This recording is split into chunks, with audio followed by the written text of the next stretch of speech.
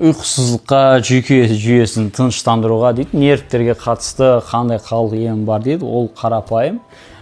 Мынау енді айран, сүт деп ойласын деп қойып қойғанбыз ғой.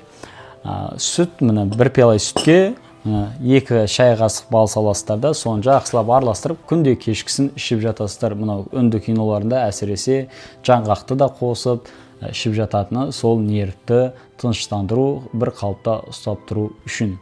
Енді осы ұйқы мәселесінде бірақ сізде денсаулығыңызда витаминдерге қатысты анализде тапсырып көріңіз. Енді жалпы магний жетіспесе, ол қанша жерден әртүрлі жаңағыдай методтар қолдансаңыз да, ол магний қабылдамайынша ұйқыңыз дұрысталмайды.